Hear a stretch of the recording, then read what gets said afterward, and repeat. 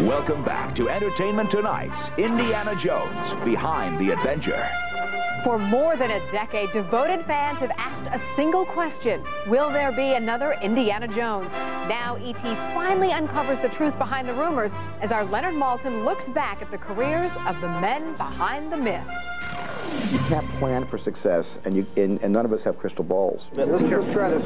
I just make a movie and tell a story that seems interesting to me and hope for the best. Raiders of the Lost Ark was more than a movie. It was the mega merger of the two most successful filmmakers of their time. But Steven Spielberg and George Lucas traveled very different roads to reach that point. Spielberg was the child prodigy, winning prizes for his films by the time he was 13. Rejected by the film school of the University of Southern California, he continued making short films on his own. One was finally noticed. I remember getting a phone call from the head of Universal TV, and he loved the movie, and he offered me a contract, and take it from there. I was given professional help very early on, actually stopped school in my senior year, never graduated. He was 21, and now he started hearing about a USC film student named George Lucas, who landed there after junior college. Spielberg sought him out.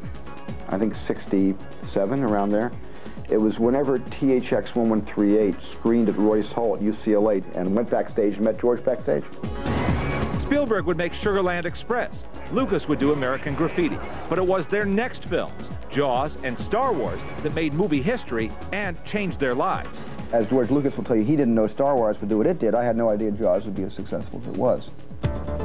Today, the two men have made 4 of the top 5 grossing movies of all time, with 13 in the top 50, earning over $3 billion at the U.S. box office. Well, it makes me feel good that, you know, the people are listening to the stories I'm telling. I think that's wonderful, and I thank them for that, because, you know, it's, you know, you can't do the work without at least one person listening. What do you think your name on a movie says to people? It helps get people in the door sometimes, you know, on a hard sell. Now, it doesn't work all the time that way. You know, my name, you know, meant something in 1987 when Empire of the Sun came out, and yet nobody gave it a chance. Nobody saw it. And Amistad also was another film that people, you know, my name couldn't get the requisite number of people into the theater to make that film successful in any way. Over the years, both men have made time for families. George, who's divorced, has 3 children. Steven is the father of 7. Both of them told me they make movies because they have to, but they're very picky about their projects. The main thing that I ask myself when I read something is this something that I want to devote a year or more of my life to? And is this a story that I'm going to be proud of in 10 years? They're always a struggle. It's a lot of hard work, and I'm not really all that amenable to doing hard work. You know, even when I enjoy it, and even when it's something I like, I still like to put it off as long as I can. Back in 1989, upon the release of The Last Crusade, Lucas told us that one movie he would probably put off forever was Indiana Jones 4. It's probably not going to be pursued any further. But fast forward a decade, and George Lucas seems ready to work. We've been working on Indiana 4 for years. It's really a matter of getting a script that everybody likes and getting the timetable, because now everybody's very successful, getting, you know, all the characters to line up so that they can shoot it and get it into their schedules. Harrison is really anxious to do another one. He loves the character. Steve loves the character. I mean, there's nothing stopping us from doing another one. Sean Connery would love another chance to play Dad. The floor's on fire. I would adore to do another one. It's one of the happier experiences on film. We have spoken about Indiana Jones.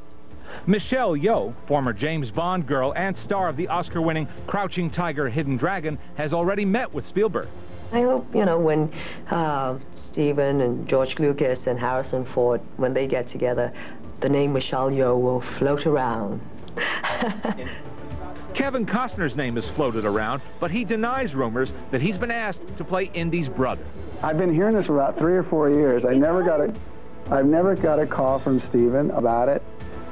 George Lucas confirms that he's spoken with the Sixth Sense's M. Night Shyamalan about writing a script, though nothing is firm. But Steven Spielberg says he's getting a lot of pressure to get it done. My kids are the ones that say, Dad, go back to making the Raiders movies. You can make those films for Mom, but go back and make the Raiders movies for us. Coming up on Entertainment Tonight's Indiana Jones Behind the Adventure. Harrison Ford's crash in a $1 million helicopter, how he escaped with his life, and how the death of fellow pilot JFK Jr. affected him. I was shocked at the loss. A rare visit to Harrison's ranch in Wyoming, and how he turned real-life hero to rescue a hiker who was stranded on a mountaintop. He said, "How you doing?" And I said, "I think I'm okay." At home with River Phoenix and his little brother Joaquin, and the 911 call from the night River died. He's having seizures on Sunset and Larrabee. Please come here. That's coming up